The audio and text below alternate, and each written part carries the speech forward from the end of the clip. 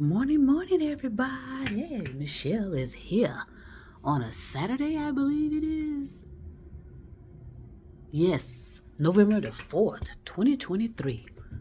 I'm doing fantastic, magnificent, and marvelous. I have no complaints except for, the routines of life, meaning, you got to do what you got to do. So hopefully my face is clean. I mean, like I said, I take good care of myself. But honey, it seems as if as soon as I put this phone in my face, stuff starts popping up. But yes, lots of people are out and about, walking around, heading here, heading there. And it looks like people have their sweaters on, and some people have on coats. So I'm not sure what the temperature is. I'll go out there because I got a lot of running around to do today. So hopefully I can get myself out there and handle that. So I just want to come on through, let you know, like I said, I hope everybody's doing fantastic, magnificent, and marvelous because, like I said, I am. So what I'm going to do is kind of change up um, the arrangements in here and make sure it's sufficient space, to move around comfortable and allow two people to fit in here comfortably, and handle our business and do this and that and the other. Because this is a temporary situation here. Like I said, I want to be in the media of the action or in the middle of the action to know exactly what's going on, so I can pick up proper energy, proper situations, and yeah, everything is actually, which is not good news, but everything is flowing, um, in a such a way that it's not really good news. But I'll talk about that over the course of time. Um, because, like I said, this is a small apartment complex that has ample parking for the residents here, but rarely can you find a parking space in your own so-called lot. And this street is filled with vehicles, and this is daily, daily, daily. So I mean, that tells you something, that there's not a lot of space, and a lot of people are going to realize that. So I suggest anyone, because there is no advantage, and this is my opinion, and I have experience. There's no advantage to owning something or renting something these days. And I told you, if even if you have a great paying job and bring in great income, you don't want to spend it all on finding on a residence, do you? I mean, what about other necessities? What about other necessities? So a lot of people are going to feel the squeeze when, no matter whether you're renting or owning. Okay. I decided to downsize, and that was a choice of mine. And it was the best decision for me because I'm not materialistic, and so I love fine things now. Don't get me wrong, I love the finer things in life, but it is not. That's not the same as materialism. That's not the same. So I suggest a lot of, if you want to contemplate this and just think about it, considering downsizing and go into places that you have a good energy about, and just ride this out. There's a lot of uncertainty coming forward, especially because we're in a political season, and I'm telling you, there's people on both sides of the equation, so to speak, that want to keep us in war and keep us in battle, and no one is talking about peace. Or, well, they may be talking about it, but I haven't noticed anyone actually being concerned about ending wars and battles, but instead they want to send weapons all over the world. They want people to pick sides. We have idiots coming forward picking sides and feeding into that circular, ongoing battle of war. If you go in and pick sides, that means you want this war to continue. You're not looking for an end.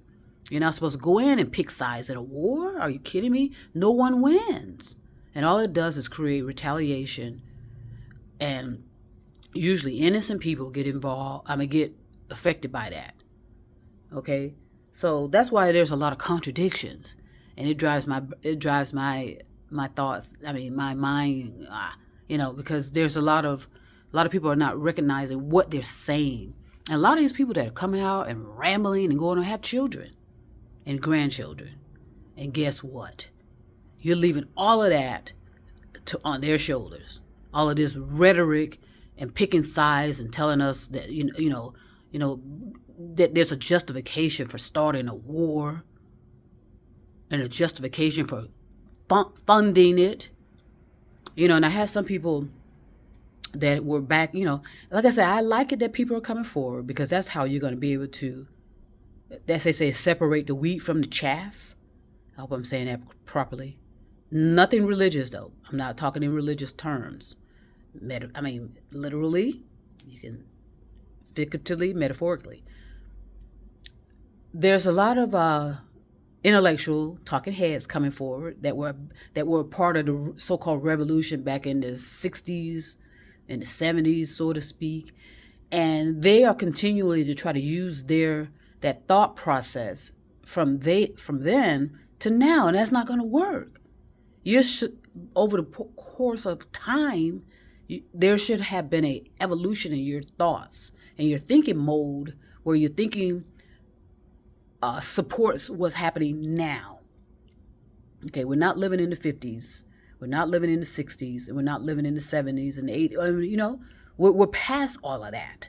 So come forward with something fresh. And then I heard one advocate or activist saying that she cannot see the abstract of things. Okay, so that tells me that she doesn't understand the thinking mode, in my opinion. Okay, no one is saying that you have to think exclusively in abstract. That's why we're so literal. We're so literal about things.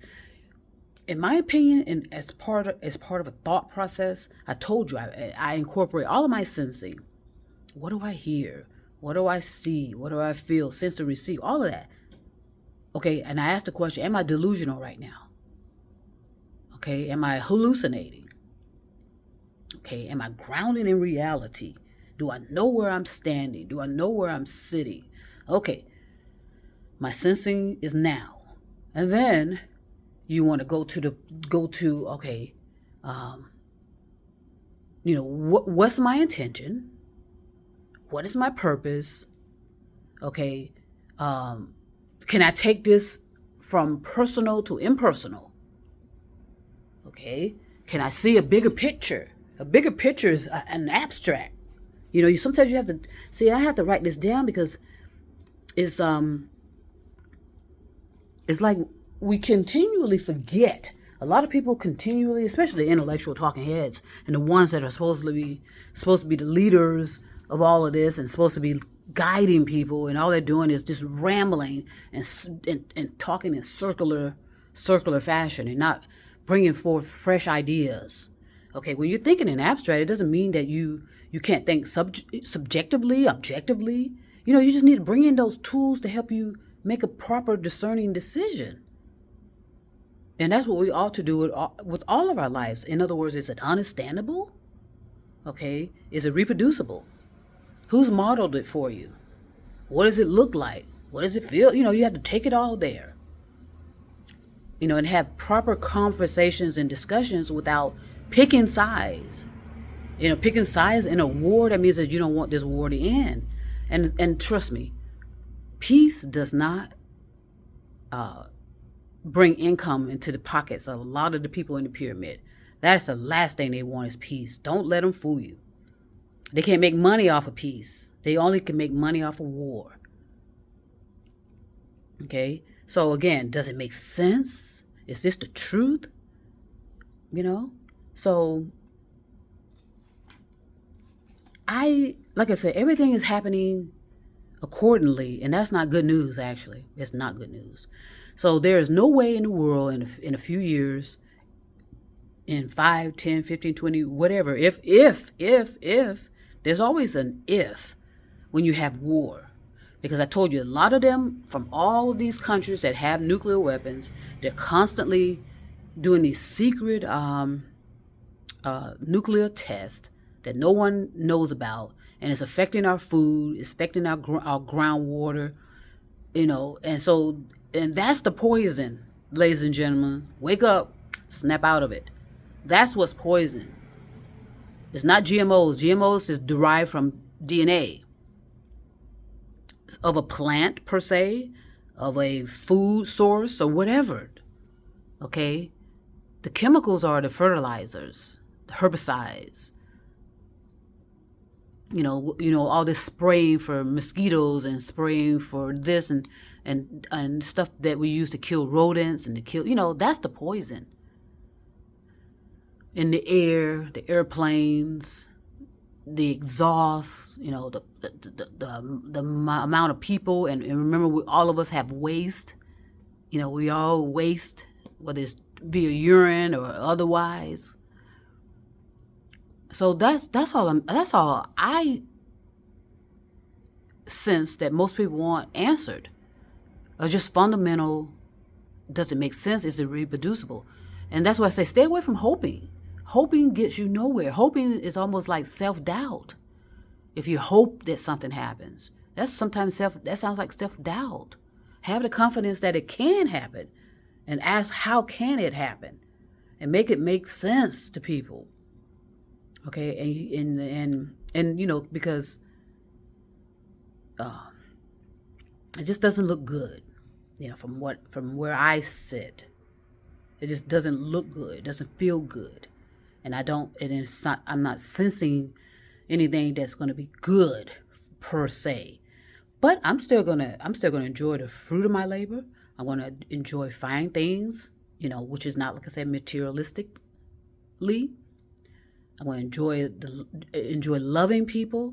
I'm going to enjoy developing and growing. All the ing, it's an ing. And I consider myself, and in other words, I stay gentle and kind with myself. There's no way it makes sense to do otherwise. There's no self-sacrifice here in this being, in this human body, in this personality. None. It's about loving, and I do the same for anyone, whether it's a love partner or whether it's my family or friends, and even strangers.